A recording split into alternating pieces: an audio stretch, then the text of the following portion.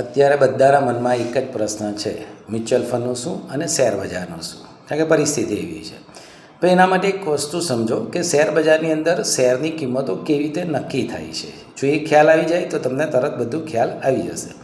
શેરની કિંમત બે જ વસ્તુ પર આધાર રાખે છે. એક તો જે તે કંપનીનો અત્યારનો પ્રોફિટ કેટલો છે અને ભવિષ્યમાં એ પ્રોફિટ કેટલો વધી કે ઘટી શકે, એ આધારે એ શેરની કિંમત વધે કે ઘટે છે. હવે શેર બજારમાં બે વસ્તુ થાય છે, એક તો ટ્રેડિંગ થાય છે અને ઇન્વેસ્ટમેન્ટ થાય છે.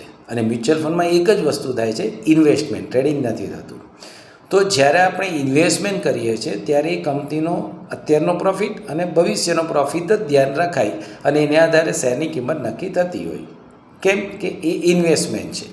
હા, પણ જે ટ્રેડિંગ કરે છે, ડેલી ટ્રેડિંગ કરે છે, તો એના માટે આ બધા શોર્ટ ટર્મ જે ઘટનાઓ બને છે, જેમ કે ભાઈ રશિયા યુક્રેન યુદ્ધ થયું, અત્યારે ઈરાન અમેરિકાનું યુદ્ધ થયું, વચ્ચે કોરોના આવ્યું, આવી બધી ઘટના ફક્ત ટ્રેડર્સ માટે છે, ઇન્વેસ્ટર માટે નથી.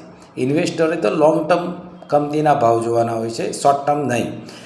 અને રશિયા યુક્રેન યુદ્ધ પણ તમે જોયું હોય તો શેર બજાર 2-4 દિવસ એની ઇમ્પેક્ટ કરે અને પછી બંધ થઈ જાય છે. એ જ રીતે આ યુદ્ધ પણ થોડાક દિવસ, ભારત પાકિસ્તાન યુદ્ધ થયું તે પણ 2-3 દિવસ એની ઇમ્પેક્ટ થઈ. કોરોના વખતે પણ એ જ વસ્તુ થયું. આ બધા ટ્રેડર્સ માટે છે, ઇન્વેસ્ટમેન્ટ માટે નથી. અને શેર બજારમાં જે ઇન્વેસ્ટમેન્ટ કરે છે અથવા તો મ્યુચ્યુઅલ ફંડમાં એ ઇન્વેસ્ટમેન્ટ છે, એ લોંગ ટર્મ માટે છે. એટલે સારી સારી કંપનીમાં મ્યુચ્યુઅલ ફંડ કંપનીઓ ઇન્વેસ્ટ કરે છે, જે ભવિષ્યમાં એનો ભાવ વધશે, શેર પ્રોફિટ વધશે અને ભાવ વધશે. એક સિમ્પલ લોજિકથી કામ કરે છે.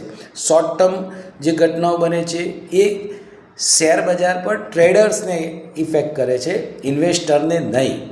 માટે જો અત્યારે શું કરવું જોઈએ, તો જે ઇન્વેસ્ટર છે, જે લોંગ ટર્મ માટે પૈસા મૂકે છે, એના માટે કે ભાઈ અત્યારે બજાર નીચે છે, જો બચત છે તો ઇન્વેસ્ટ કરો. એક સિમ્પલ નિયમ લાગે છે કે અત્યારે બજાર નીચે છે તો ઇન્વેસ્ટ કરો, ભવિષ્યમાં ભાવ વધશે અને તમારું પણ AUM વધશે. સિમ્પલ છે. તો આ જ રીતની માહિતી માટે ચેનલને ફોલો કરો, સબસ્ક્રાઈબ કરો અને આ જ રીતની માહિતી તમને મળતી રહેશે. Thank you.